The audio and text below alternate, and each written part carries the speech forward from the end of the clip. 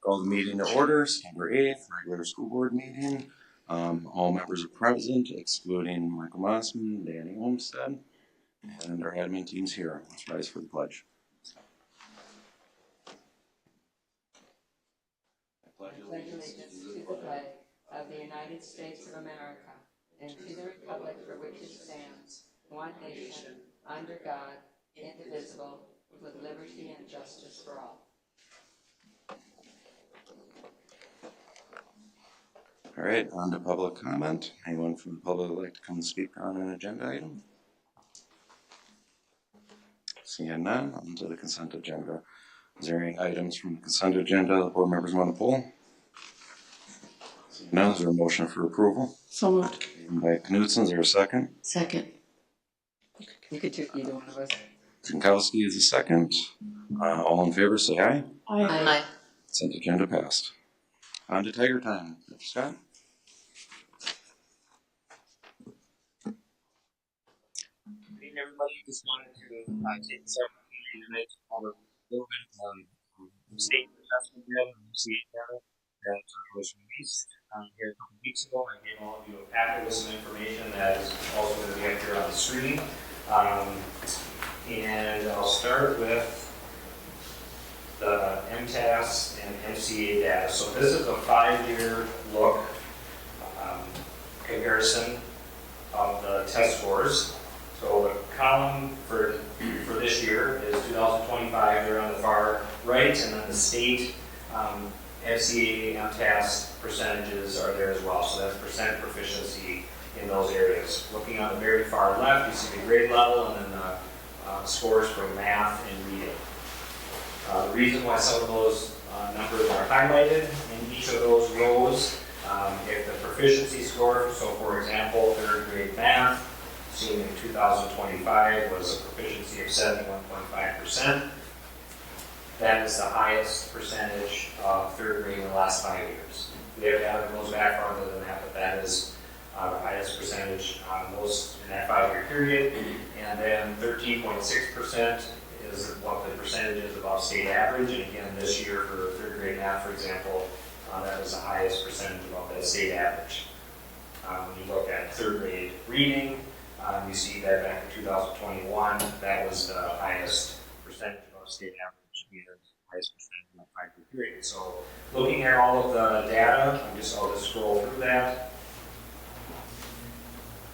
Get a chance to look at that. That fourth grade math was 65.3%, reading was 51.2%, fifth grade math 64.3%, and we had the highest percent above state average for math and reading was 71.4%. Fifth grade math, or sixth grade math, sorry, 49.3%, and reading 54%. Seventh grade math 49.2%, and seventh grade reading 48.9%. Math 57.6 in 8th grade, and then 8th grade reading 56.7. I should have said at the beginning of that, science was a new MCA test last year, MCA 4, because the standards changed, so we still are awaiting those results while they were norming the tests and be looking at what would be a proficiency score. So we should be getting that sometime hopefully by October. And then high school math with 29%, 29.1, and 46.3 for reading.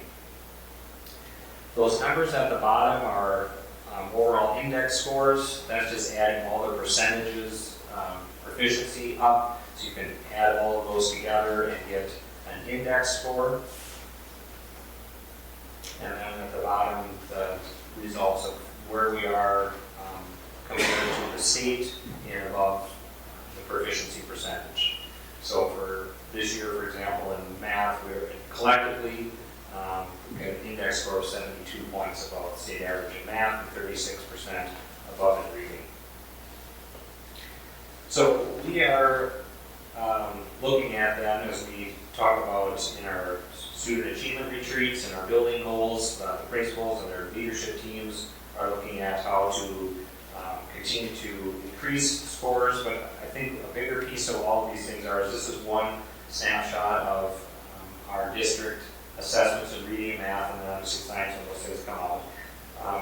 We're marking, as we all know, on our strategic planning, and one of those things is probably looking at student achievement and what do we mean by student achievement. MCAs and TAFs are not the sole definition of student achievement. We have student achievement of ACT scores, how many students are proficient on EL assessments, on our English learning assessments, how many students are passing the AP exams, how many students are proficient in our early childhood programs when they're looking at classroom data. All of those things, what do we define as student achievement? How many students are taking certain classes at either high school and tech ed, or in our Tiger Path? What's our graduation rate? What is our attendance rate? Those are all student achievement measures that we as a district and as a community, when we do those surveys, are looking at what is student achievement? How do we define Hutchinson Public Schools in that regard? So these are, again, MCAs are one of those things that are one of those data points that are showing achievement on the benchmarks. The MCAs do not assess all the benchmarks. They can't assess all the benchmarks in reading and math because there's not a way to do that in a standardized assessment like this. But those are then assessed in the classroom because we have to assess all the benchmarks. So one of the things then that we look at in our when we're doing the student achievement retreat, for example, I gave you another sheet that kind of looked at how much time our students are spending on the assessment. I don't have that up here, but I do have that sheet for you to look at. And that's one of the examples of what we look at with our teams about how much time students are spending on the assessments. So if you look at, for example, third grade reading, MCA, 15% of our students took an hour and a half or less on an assessment. 7% took an hour or less. MPE has given a recommendation that between 1.5 and 2 hours is about the typical range that students take. Doesn't mean that that's a correct range, it's just the typical range that when they look at how much time students spend on the test. And that's pretty much throughout all of those assessments. Estimated time or impact performance, and most of those are 2.5 hours as you look on that right side. After that, it doesn't matter if students spend 3 hours, 4 hours, or 5 hours, the impact of their performance does not increase.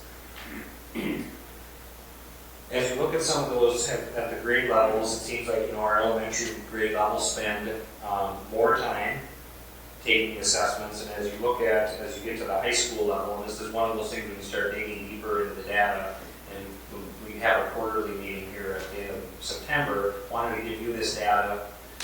Some of these things I'll continue to talk about here yet tonight, but if there's any questions that you might have as a board, as we go into our strategic planning, what is some of this data that we dig deeper in actually saying? When we look at our proficiency scores and people see 50s and 40s, I want to be able to look at that a little bit, show you some of these things yet tonight about where that compares with some other districts too, because all districts are taking the assessment. So when we look at the whys and what's happening, they're having some of those same whys and what's happening with their data too. So as we looked at our high school scores, and we're saying that 29% of our students are really proficient in math, and then when we dig a little deeper in the data and look at our last year's 11th graders, 53% spending an hour or less on the math test, or 80% spending an hour and a half or less on the math test, we have an issue with something happening where students are not spending the amount of time that they need to on the assessment. We're giving them the amount of time, they might not be spending the amount of time. So those are the data, one example of what then our leadership teams go back and look at to say, well, is it, are we not teaching the benchmarks? Is it a resource issue? Is it a time issue? Is it a student apathy issue? Well, that's one thing, for example, that we look at maybe the high school level. We need to have a discussion with our students, their families, about if this is going to be a measure of our system, this probably isn't an accurate measure when our students aren't spending the same amount of time. And the same thing with our 10th grade students, 97% spending an hour and a half or less on that assessment, or 64% spending an hour or less. I don't think that data is a good reflection of the achievement. Then when we start looking at AP exams, we start looking at graduation rates, our classroom data of assessments, ACT scores, those things are not necessarily reflecting all of that. I don't have that data here tonight, but it's something that we need to continue to look at and compare. So that is one other piece of data to kind of be looking at to say a correlation between how much time students are spending on the test and how much and what our proficiency scores are. Can I ask you a quick Yeah. question on that particular subject?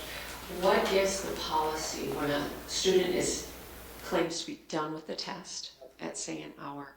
What do they do with that time? Because we probably give them up to 2 hours or Right. whatever for that test. What does that child do in the meantime? So the students are stay in the room, can be doing other work. I believe sometimes they do send them on another day. Well, on a second day, if they're going to continue to test, they can't be in the room if they're done. So on the subsequent day, they can't be in the testing room. So students are sitting and waiting for that time to expire during that time. Okay, so they're just sitting there. It's Yeah. not like they have an incentive Right. to get done early. No. Okay, thank you. I did have one question. So, science is only being tested in 5th, 8th, and then the high school level? Correct. Okay, Correct. just Yep. curious. Thank Yep. you. Yep, and then math and reading is grades 3 through 8. And then in the high school, reading is 10th grade only, and math is 11th grade only. And science high school science is usually taken when they take their life science or biology course. So most high schools do that in their 10th grade year, but others, it could be a different grade wherever they take that course and finish it.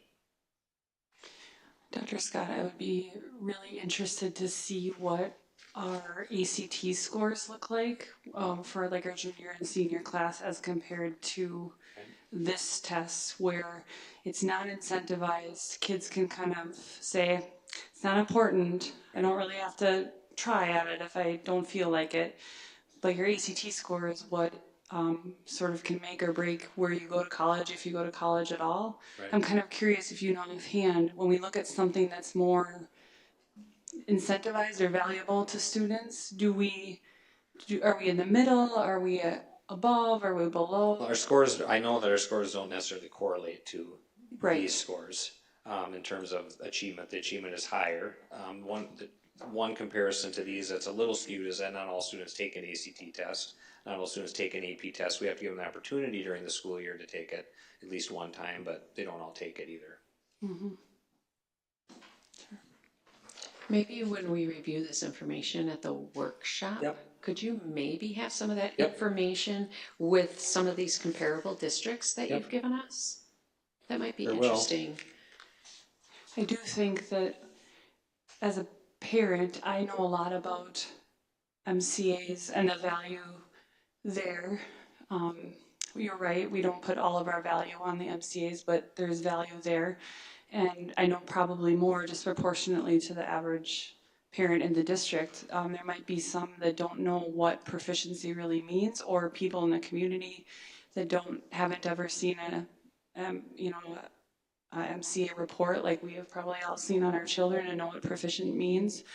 I look at scores from 2022 when we were maybe riding the wave of, or coattails of having some funding for programs that we might not have anymore. And I think from a community perspective, putting that all together and how that impacts each other will be a good education to offer to our families and to community members too.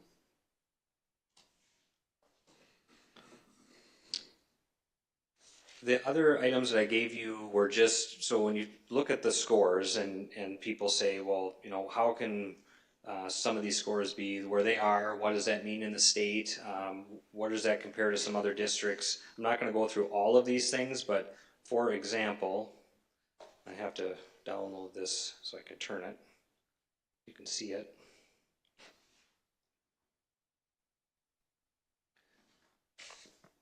So I gave you the sheet that shows all of the school districts in the state. There's about 533 that were listed here that are public schools that took the MCA. We are about, I think it was school district number 77 out of that in math as a district. Our overall proficiency score was 55.06%.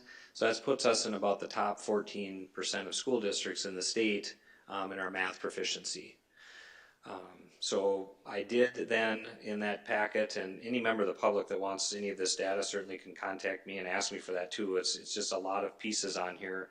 But then each of these sheets were by the district and by grade level. Where do we compare to a school district in terms of, if you look at third grade, for example, we had 207 students take the third grade MCA math test. So I compared us to schools that had 20% more students and 20% less students in third grade take the MCA.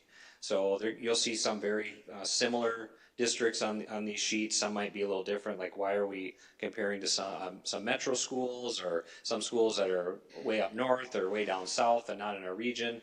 But this is similar size schools and where we are compared to them. So just you can be taking a look at those from now until our quarterly meeting, just to have some more understanding, I guess, of when you see these scores, where are some of these scores at. The other thing that we're also looking at then is what are the demographics of our students in terms of, we know that we have gaps between free and reduced lunch, not free and reduced lunch. The state does, so do we. Special education versus non-special education. Students who are English learners versus students who are not English learners. And looking at those percentages of school districts that maybe have a higher or lower percentage population of students in those intervention groups or in that subgroup, and then compared to ours. So we look at those things too to say, well, what can we do to help support students in those areas to improve MCA scores. So it's another data piece that I gave to you. It's at the end of that packet as well, but this is where you can take a look at our comparisons in math. And while I pull up the reading one, you can see if there's any questions. Oh, maybe I didn't share that with Tina, so I can't pull it up. And then the other, for our reading, we're about in the top 20% in terms of our district reading scores overall. Every school district, from the biggest to the smallest. So, and then I did have this data for you as well. And again, if I won't be able to necessarily show all of these things, but took those school districts that I compared us to with the top, 20% larger or smaller in terms of the testing population, and just looked at where our district falls in terms of the size of those districts, where our free and reduced population, we have 32.7% of students qualifying for free reduced lunch status. So when you look at, well, other districts that maybe did better or worse than us on MCAs, it's important to look at some of these factors where the gap data is. Our special ed, we have 21.4% of our student population qualifying for special education. And then we have 5.5% of our student population as English learners. So what does all of this mean? Well, that's good questions. That's the whys that we ask when we're digging deeper and looking at and analyzing the data, what we can do to increase the scores, what we can do to support our teachers, our students, our families, and those are the continued questions that we do when we do our in-district strategic planning that we've done for many years, but then now on a bigger scale, we're doing our district strategic planning. So besides this data, if there's anything that you want from now until September, let me know, which was the ACT scores, AP scores, we can take a look at some of those. If there's anything else that you would find interesting, such as how many students opt out, how many students are in a certain other category, what our attendance rates are. Coming to school is important. How many students are not coming to school, that's going to probably impact. I said kind of off the cuff today after our what was formerly known as World's Best Workforce meeting, but our Comprehensive Achievement Civic Readiness meeting, that we're in day 5, 10% of the trimester is done. And I know that doesn't seem like we've been here that long, but every minute counts. Every minute we do something, every decision we make, every moment we're with the kids, and every moment they're here matters. We don't have any more minutes in the day since 1950, so there isn't a lot. We got to make school an enjoyable place to be, build relationships with the kids, but we know that all of these other academic things that we're doing in school is a big piece of why they're here too. So we have to make sure that we're having the resources we need, the teachers have the professional development they need, the students are here every day, and then we dig deeper in the data to look at what we can do to do any changes that we can make. So, any questions? there's, or write them down for the September meeting too, but yeah, if there's anything right now that I can.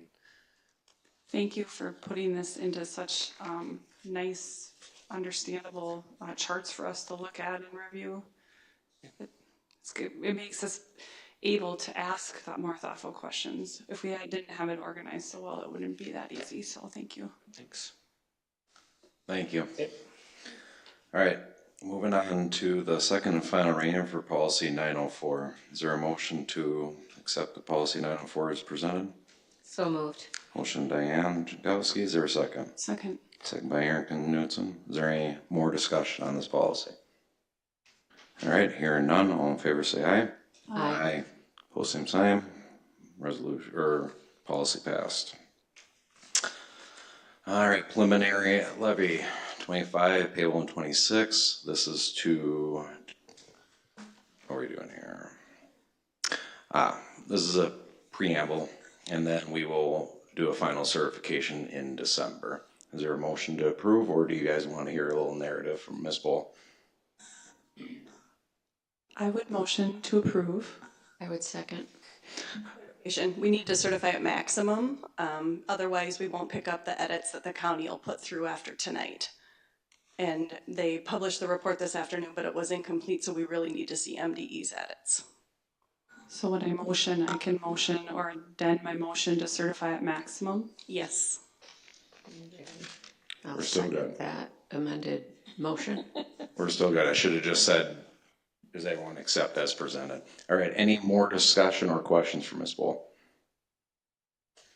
All right, hearing none, all in favor say aye. Aye. All right, that passed. Levy certification. Superintendent Dietz. All right, good evening. Dr. Scott and I were able to get out to the buildings on the first day of school and got to see the staff and students walking through the doors, which is always a lot of fun. The buses were on time, which was great. I was at Park Elementary and they were rolling in between 8:25 and 8:40, which is perfect. So that was nice to see. And I heard from the other schools that they were there on time as well. So that was nice to get the day started when it needed to.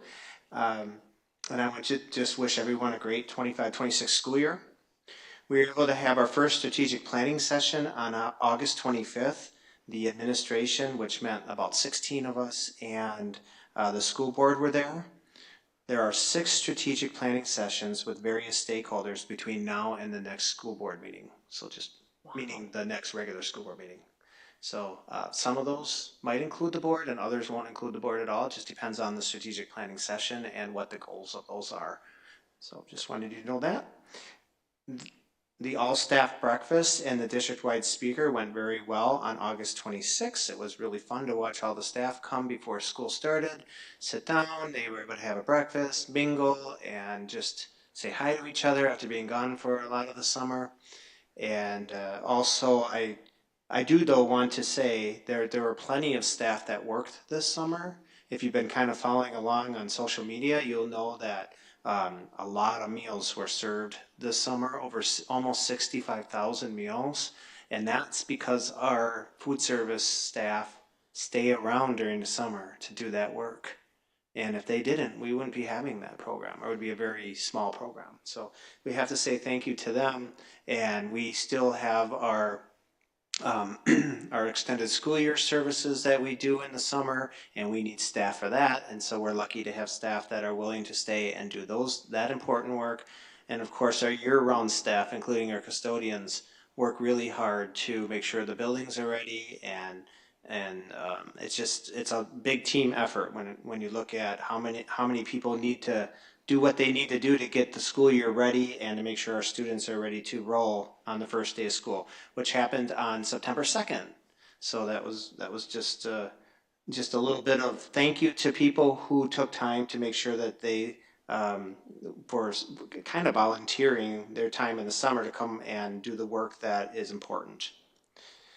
And then we are also finalizing the K-3 e-learning guidelines. If you remember, we started with a K-12 kind of model, or even TAP model.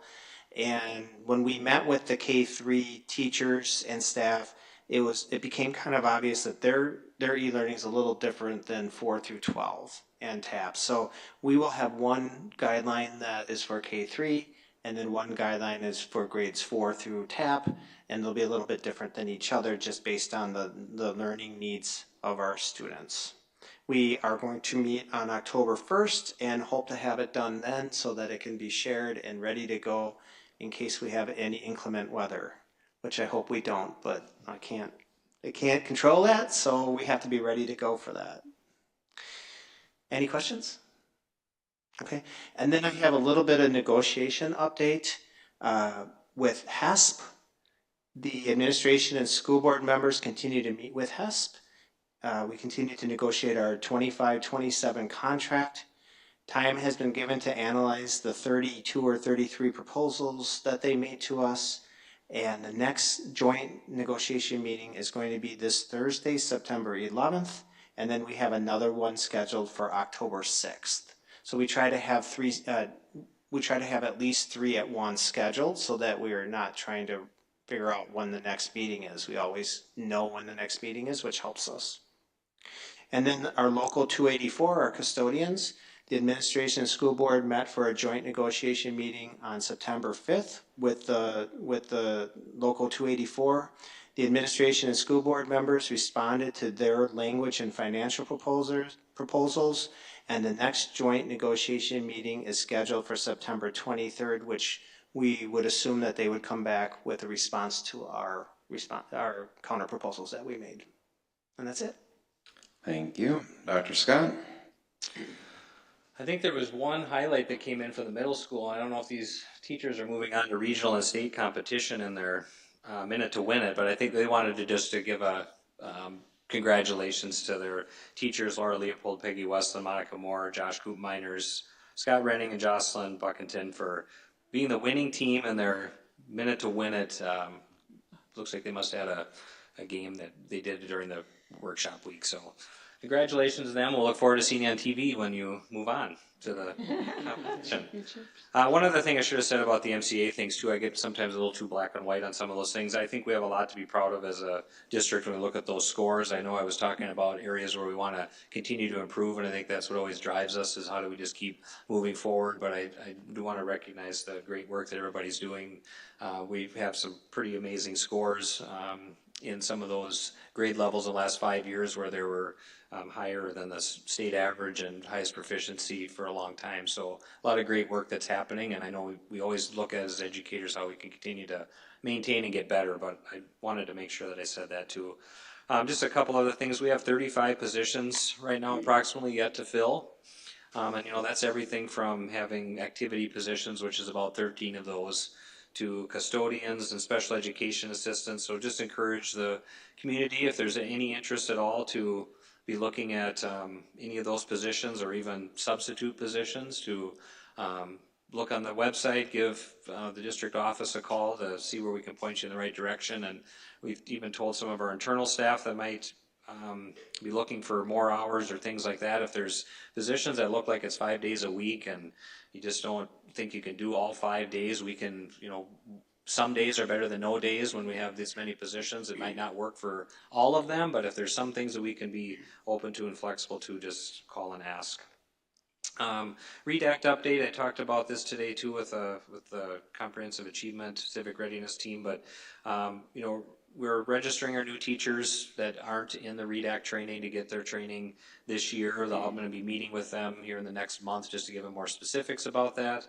I'm meeting tomorrow with some internal trainers. I talked about a couple teachers and 2 administrators are going to be talked about that in the past, doing some train the trainers now. So we have about 60 to 70 support staff that need to go through that.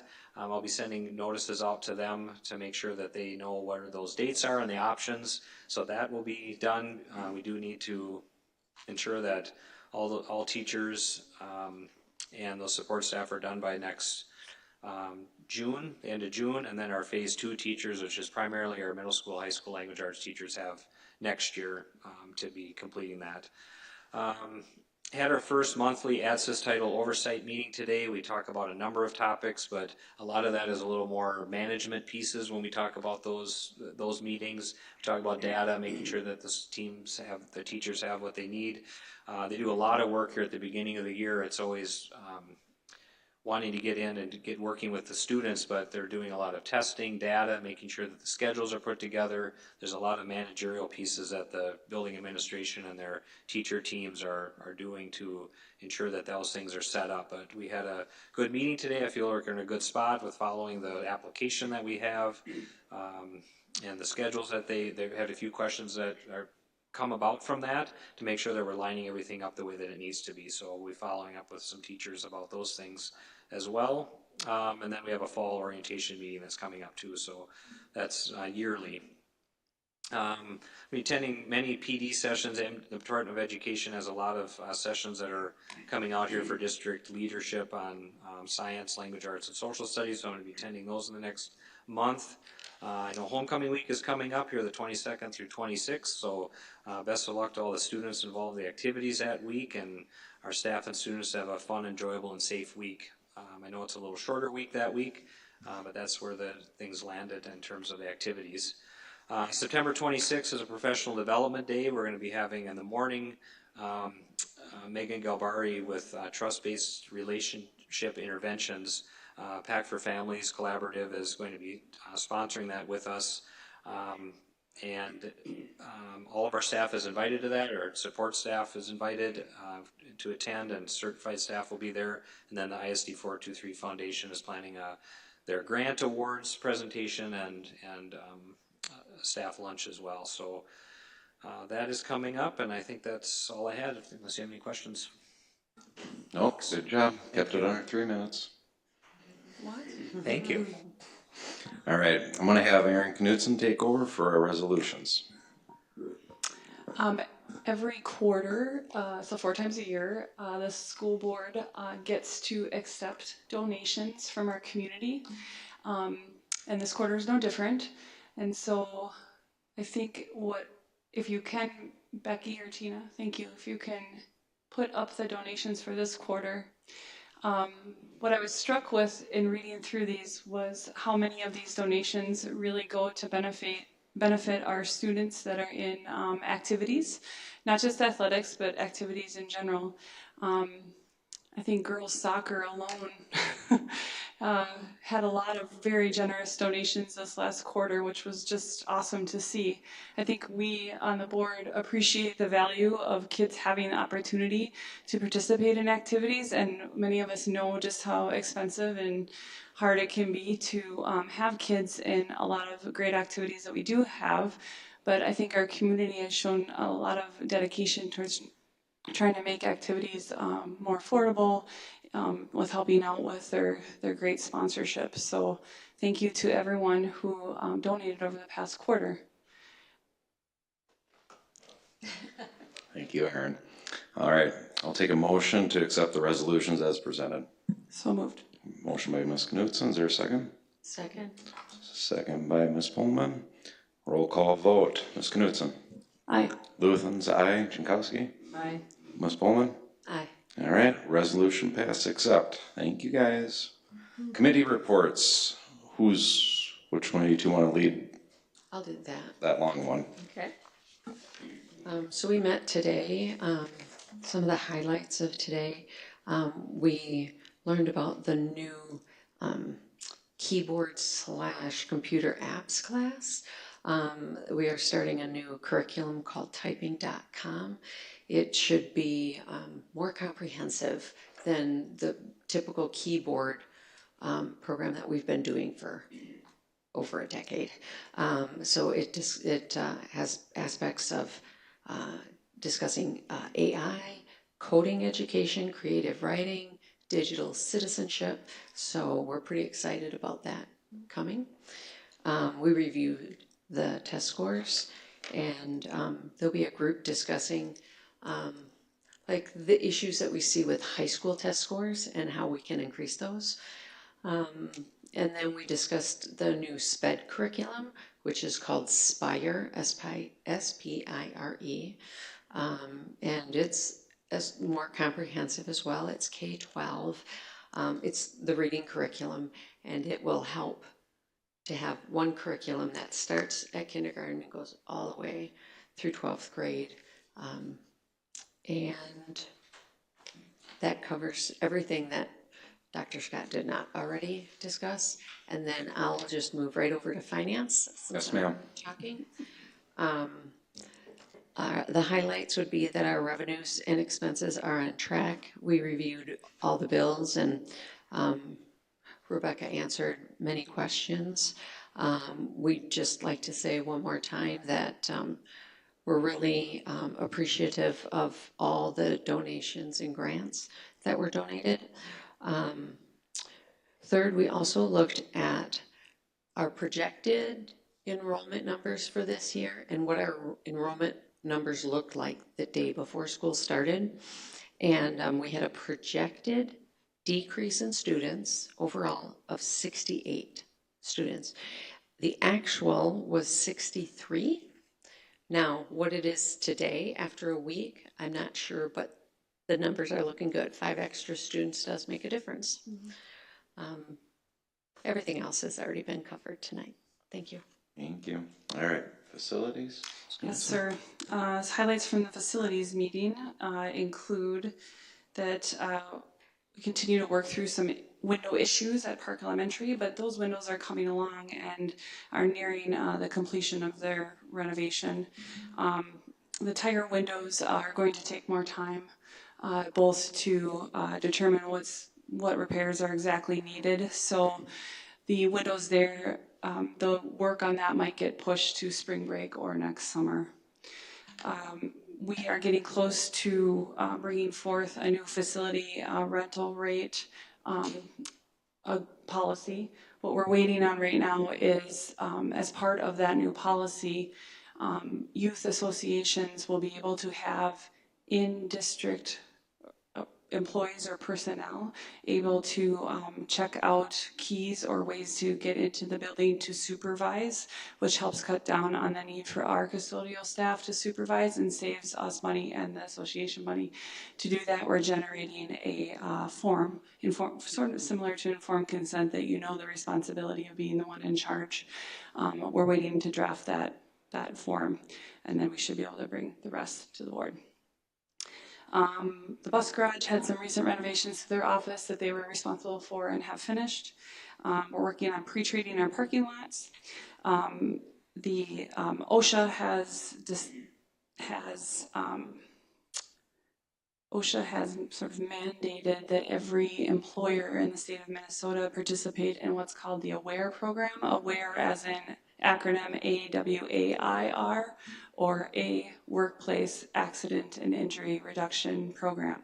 So Justin Tenick has developed a plan or a process that will help us recognize and avoid potential injury to our employees. As part of that, there will be a committee that helps review these and record these events and hopefully lead to a decrease in future events.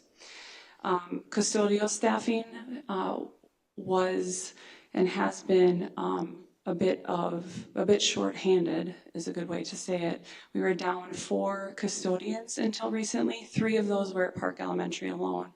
So first, I would like to thank all of our custodial staff who have really pulled together as a team to help cover all the shifts that were necessary during this really short period of time where we were down some employees. And 2, say that fortunately, as of last Friday, we had hired 2 new employees. And so now we're only down to two. We're only down 2. You get the idea. And so hopefully we'll get those positions covered shortly. And lastly, we talked about at our facilities meeting the need to let the community know in the face of the Annunciation tragedy that all of our safety plans have been updated. They are obviously not available for the public to view and review themselves, but they are all in place, and there's very easy access to it if we should need it amongst our buildings. Thank you. I have a couple questions. Are those reviewed every year and updated? The crisis plans, the safety plans, yes. Okay. Yep. But every couple of years, we do even a deeper dive into them to make sure that, just to make sure that all the new things that are coming out are included. We do that each year, and then we do a deeper dive every other year. So, Okay. yeah. And then my second question, this AWARE initiative, does Justin see that we have any kind of concern about employee injury? Like, do we have a high incident rate?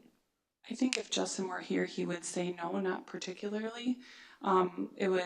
It is sort of a mandate that we have to have.